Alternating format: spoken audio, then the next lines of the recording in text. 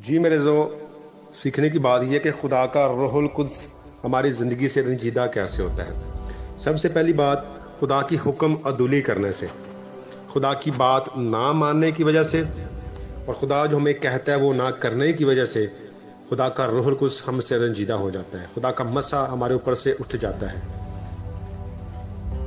جی میرے جو دوسری بات زندگی میں گناہ ہونا، زندگی میں گناہ ہونے کی وجہ سے، جسم کے کاموں کی وجہ سے.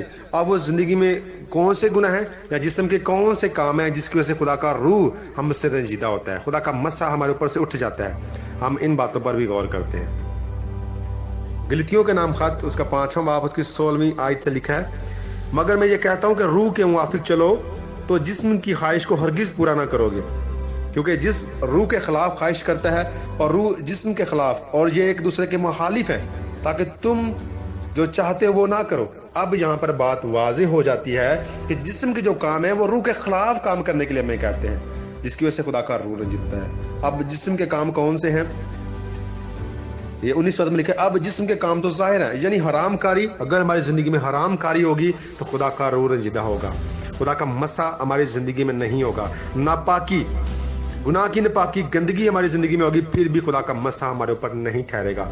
شہوت پرستی ہوگی ہمارے اندر، اسپرٹ آف لسٹ ہمارے اندر کام کرے گی، پھر بھی خدا کا مسا، خدا کی حضوری، خدا کا روح القدس ہمارے اوپر نہیں آئے گا. بت پرستی، غیر معبودوں کی پوجا، خدا زندہ خدا کو چھوڑ کر کسی اور کے آگے جھکنا، یہ روحانی حرام کاری کے زمرے میں آتا ہے.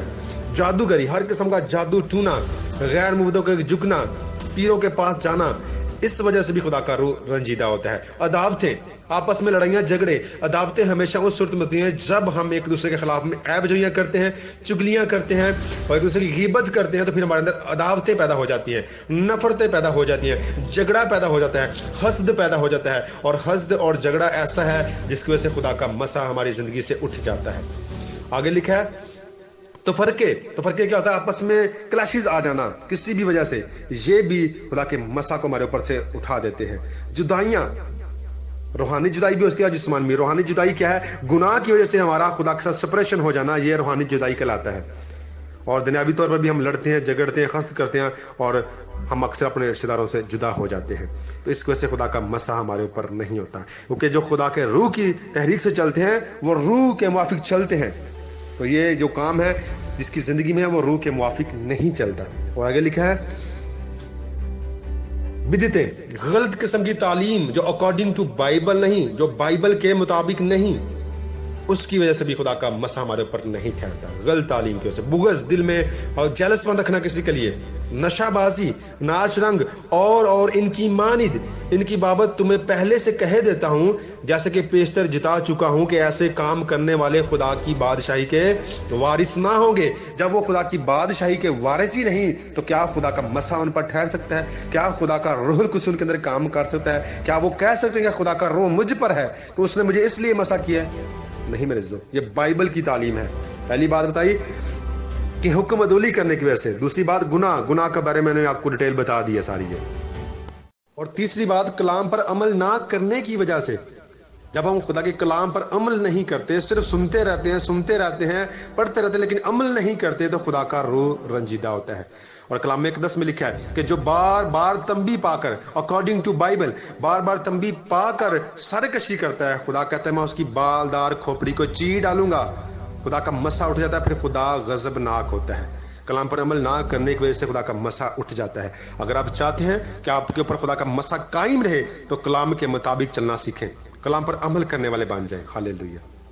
اور چوتھی بات، خدا کی آواز کو سن کر سنی انسنی کر دینا کہ خدا نے مجھ سے کیا کلام کیا ہے. وہ اپنے بندوں کے ذریعے بھی کلام کر سکتا ہے کیونکہ وہ قادر مطلق ہے. اپنے روح القدس کے وسیلے سے ڈائریکٹ بھی کلام کر سکتا ہے اور آپ سے ڈائریکٹ بھی بول سکتا ہے اور اپنے کلام میں سے بھی آپ سے بول سکتا ہے. تو جب ہم خدا کی آواز کو سن کر سنی انسنی کر دیتے ہیں تو خدا کا مسا، خدا کی حضوری ہماری زندگی سے اٹھ جاتی ہے.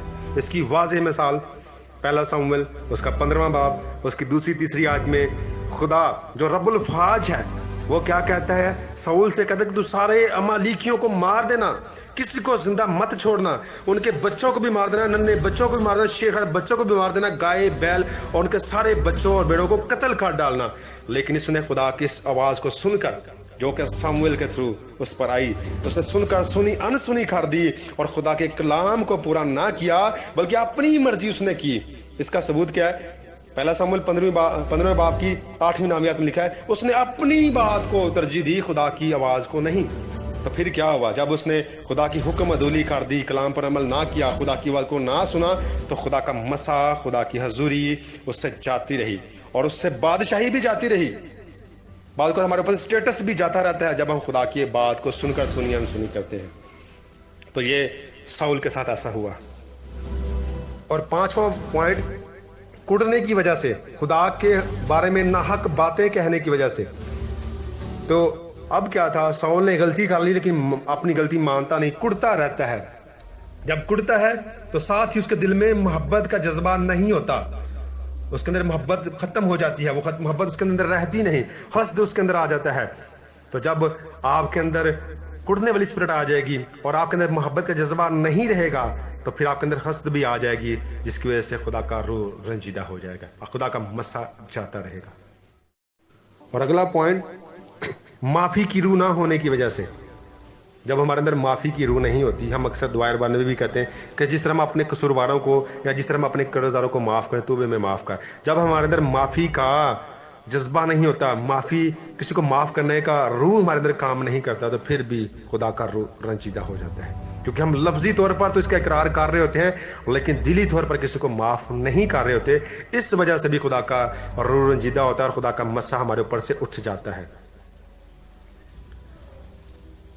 اور اگلی بات، غلط گفتگو کی وجہ سے، غلط قسم کی باتیں کرنے کی وجہ سے.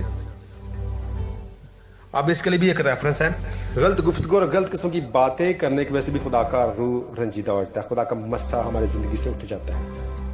اس کے لیے حوالہ دیکھیں افسیوں کے نام خط، اس کا 4واں باب، اس کی 29ویں آیت میں لکھا ہے کوئی گندی بات تمہارے منہ سے نہ نکلے. یعنی کسی قسم کی غلط گفتگو جو اکارڈنگ ٹو بائبل نہیں، بائبل بیس تعلیم نہیں، غلط قسم کی گفتگو ہوگی تو خدا کا روح رنجیدہ ہو جائے گا. 29 میں لکھا ہے کوئی گندی بات تمہارے منہ سے نہ نکلے بلکہ وہی جو ضرورت کے موافق ترقی کے لیے اچھی ہو تاکہ اس سے سننے والوں پر فضل ہو. ترقی کی باتیں آپ کے منہ سے نکلنا چاہیے جس کے سننے کی وجہ لوگ نجات پائیں، بحالی پائیں، ان پر خدا کا فضل ہو. ایسی گفتگو ہونی چاہیے. اگر اس کے برعکس گفتگو ہے تو پھر خدا کا مسا آپ پر نہیں ٹھہرتا، خدا کا روح آپ پر نہیں ٹھہرتا. اور 8ویں بات، اپنے دل کو سخت کرنے کی وجہ سے. بہت سی ایسی میٹنگز، روحانی میٹنگز ہوتی ہیں، بشارتی عبادات ہوتی ہیں جس میں خدا کا مسا کثرت سے نازل ہوتا ہے اور لوگوں کو شیک کرتا ہے لیکن وہ اپنے دلوں کو کھولتے نہیں، دلوں کو سخت کر لیتے ہیں، خدا کے روح کو کام کرنے نہیں دیتے اپنی زندگی میں اور خدا کے کلام کو دل سے ایکسیپٹ نہیں کرتے. تو پھر خدا کا مسا نہیں کرتا کیونکہ وہ خود ہی اپنے دل کو نہیں کھول رہے. دل سخت کرنے کی وجہ سے بھی خدا کا روح رنجیدہ ہو جاتے ہیں. تو اگر آج یہ ساری باتیں سننے کے بعد آپ چاہتے ہیں کہ کل عید پینتیکوست میں ہم شامل ہوں اور خدا کا مسا ہمارے اوپر ٹھہرے، خدا کا روح القدس ہمارے اوپر ٹھہرے، تو ضرور ہے کہ یہ ساری باتیں آج رات دعا میں ٹھہر کر خدا کے حضور رکھیں اور کہیں خدا آج واقعی یہ باتیں ہماری زندگی میں تھی، ہم ان ساری باتوں کو تیرے سامنے رکھتے ہیں، اپنے دل کو پانی کی طرح تیرے حضور بہاتے ہیں، انڈیلتے ہیں، تو ہم پر اپنے کرم کی، اپنے فضل کی نگاہ کر ہمیں اپنے مسا سے بھر دے. ہاللیلویہ. اور کلام اقدس میں لکھا ہے کہ جب تم برے ہو کر اپنے بچوں کو اچھی چیزیں دینا جانتے ہو تو تمہارا آسمانی باپ تمہارے مانگنے پر تمہیں اچھی چیزیں کیوں نہ دے گا. اور روح القدس کی نعمتیں، روح القدس کی برکات بھی اچھی نعمتوں اور اچھی باتوں میں آتی ہیں اور ضرور خدا باپ آپ کو دے گا کیونکہ وہ آپ سے پیار کرتا ہے، آپ سے محبت کرتا ہے، آپ کی نجات کا بندوبست کرتا ہے. اور اس کے بیٹا یسوع مسیح نے خدا باپ کی کامل مرضی کو صلیب پر پورا کیا اور اس نے کہا تمام ہوا اور نجات کا سارا کام اس نے تمام کر دیا ہے. اب وہ چاہتا ہے کہ آپ اور میں اس کے پاس آئیں، وہ ہمیں اپنے بیٹے یسوع کے خون سے دھو کر پاک اور صاف کر کے راست باز کر کے اپنے مسا سے بھرنا چاہتا ہے، اپنے روح القدس سے بھرنا چاہتا ہے اور ہمیں خدمت کے لیے چن کر آگے بھیجنا چاہتا ہے. تو آج ضرور دعا میں جھکیں تاکہ آپ کے اوپر خدا کا مسا ٹھہرے. God bless you. اور آخری بات، یہ تو وہ باتیں تھی جس کی وجہ سے خدا کا مسا ہمارے اوپر نہیں ٹھہرتا، خدا کا روح القدس ہماری زندگی میں نہیں آتا. ایک ہی بات بتاؤں گا جس کی وجہ سے خدا کا مسا پھر سے ہمارے اوپر آ جاتا ہے، خدا کی حضوری پھر سے ہمارے اوپر آ جاتی ہے. جتنے پوائنٹ میں نے بیان کیے ان کے الٹ اگر آپ کام کریں گے تو ضرور خدا کا مسا آپ کے اوپر آ جائے گا، کیونکہ یہ نیگیٹو باتیں تھیں. پازیٹیو باتیں اکارڈنگ ٹو بائبل ہوں گی تو خدا کا مسا آپ کے اوپر آئے گا. لیکن سب سے پہلے اپنے کرنا کیا ہے؟ افسیوں کا نام خط، اس کا 4واں باب، اس کی 30 आयत लिखा है, खुदा के पाक रूह को रंजीदा ना करो। हालेलुया। खुदा का पाक रूह रंजीदा कैसे होता है, ये मैंने बातें आपको बताई हैं।